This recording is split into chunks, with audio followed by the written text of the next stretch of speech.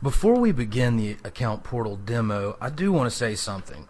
The majority of this walkthrough will be geared more for group admins and contact center managers, but I think it's important for everyone, including agents and supervisors, to pay close attention to the upcoming segment. Even though your role may not be an admin, it is important for you to understand all of the parts and inner workings of the contact center solution. It is quite common in today's contact center environments for agents to be promoted to supervisors and supervisors to be promoted to contact center managers or admins. You may not think you will use this knowledge now, but please pay attention because there's a good chance you will need it down the road. Alright, moving along. As with other group-related services like auto attendance, hunt groups, and audio conferencing bridges, before a business can use contact center services, it must first be set up and configured by a group administrator or contact center manager. So let's open a browser and go to the URL or address of the account portal and then enter in administrative username and password credentials and then click Login. Inside the account portal, you will notice that Contact Center has its very own tab, which is completely separate from the Group tab where other group services and features are configured. This is due to the overall complexity of Contact Center and its sophisticated configuration. This tab will only appear if at least one Contact Center queue has been ordered. As with other group services, Contact Center must be ordered through sales or customer service before it shows up in the account portal. Once the order completes, admins or contact center managers will see the Contact Center tab. Clicking on the tab will direct the user to the Contact Center page. From here you can see a list of queues on the account, which shows the name and queue type as well as the 10-digit telephone number and or internal extension associated with each. Also visible on the Contact Center page is the Global Contact Center Settings section, which we will come back to and cover later in the tutorial, but back up to the queue list. So, before any call can be routed to, then processed and distributed by a queue, admins must run through an initial setup procedure for each, which occurs on the Edit page, accessible by clicking the Edit link. In the interest of time, I will not cover every setting you see here in detail, but I will touch on the main ones that are required to get the queue to a point where additional configuration can occur so it can begin its automatic call distribution functions. For a detailed explanation of all contact center settings, please reference the administration guide. For a queue's initial setup, please ensure that the queue has a unique name and its calling line ID first and last names are specified. These fields are required. Also, make sure the time zone is correct and the appropriate group policy is set. The group policy essentially defines how the queue is going to distribute calls to agents. For example, regular distributes incoming calls by hunting through agents in the order they appear in the list, starting from the top of the list each call. Circular is very similar to regular, but instead of starting at the top of the list, circular distribution selects the agent who follows the agent who received the previous call.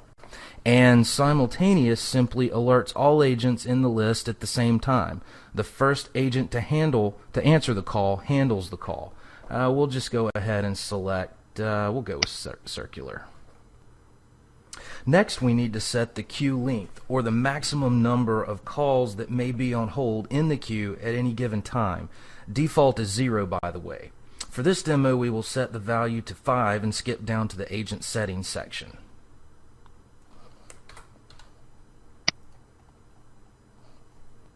Now, the available settings that appear in this section will vary based on queue type.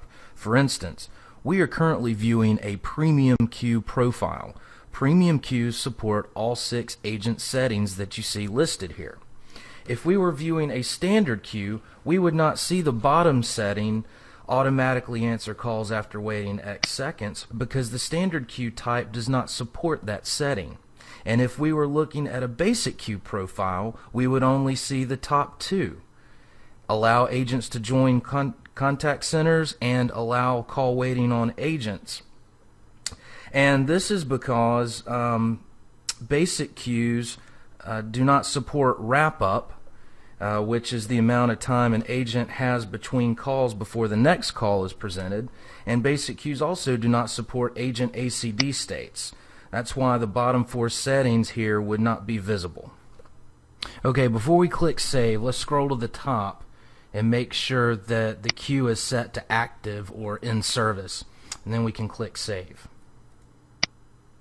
And now we are back at the contact center page where we can continue with our initial configuration.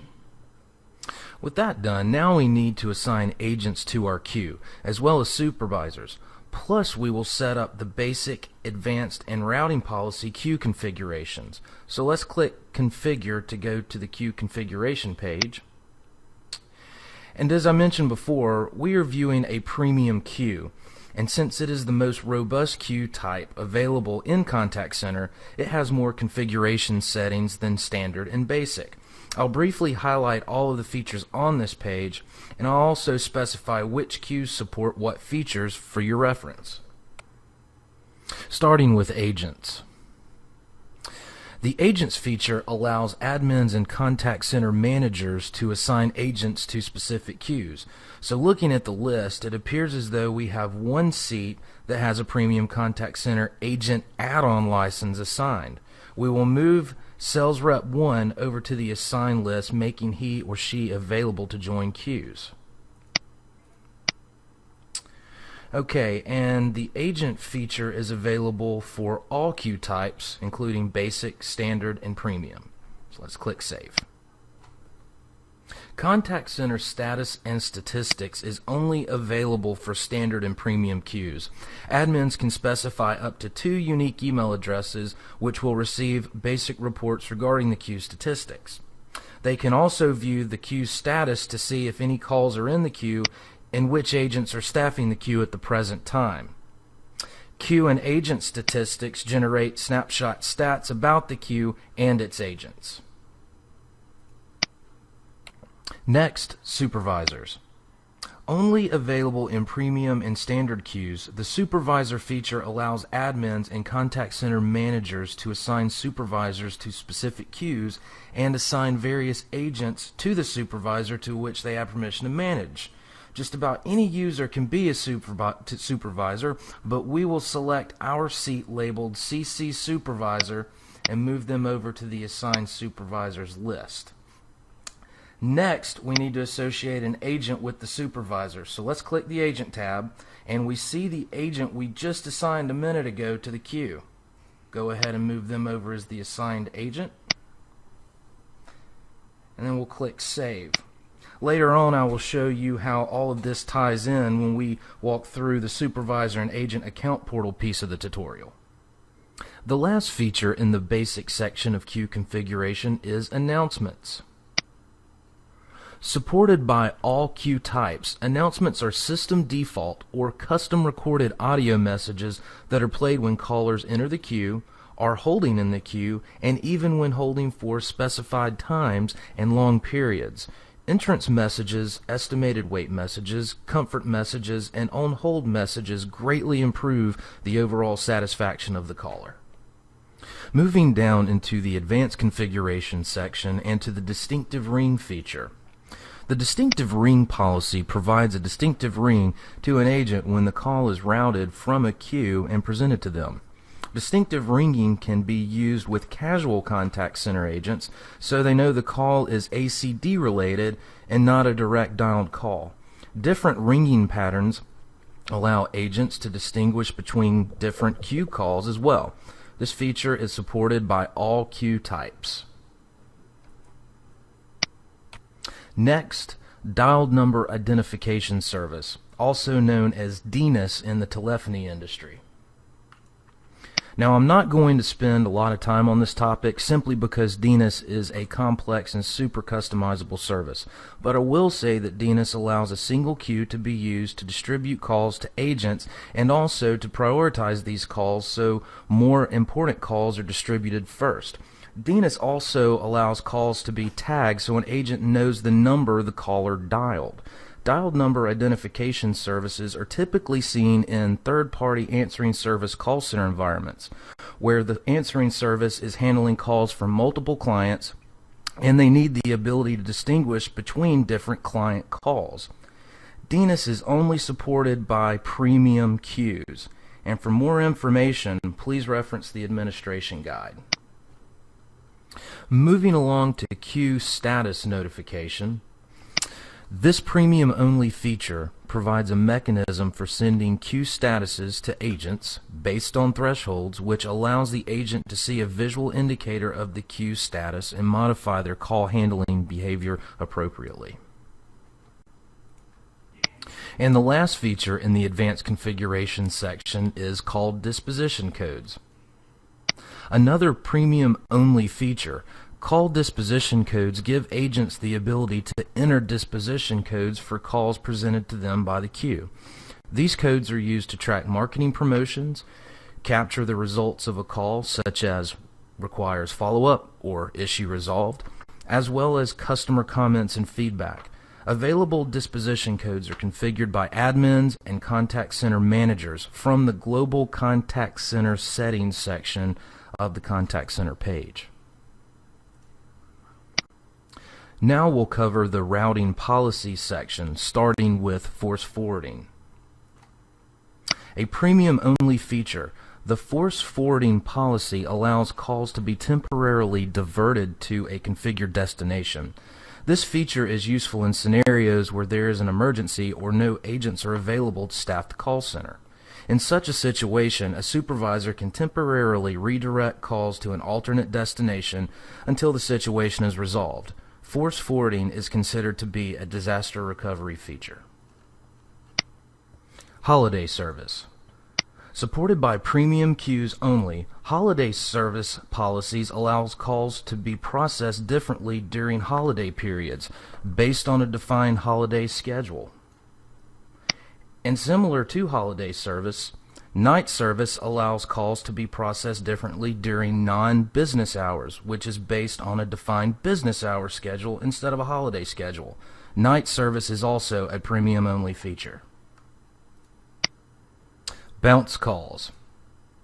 This queue policy handles processing of bounce calls or calls that are being routed to an agent, but the agent isn't answering the call for whatever reason. Both standard and premium queues support this feature. In the event calls are being answered under a specific threshold, the premium-only queued policy feature, Comfort Message Bypass, can be configured to override the comfort message or music set up in announcements if the call is expected to be answered quickly. Overflow queue policy. An overflow call is defined as a call that is hitting a queue where the queue's length or maximum number of queued calls has hit its limit. Another form of an overflow call is a queued call that is not handled by an agent or another queue policy in a specified amount of time. Once a call is classified as overflow, configured overflow treatments are triggered.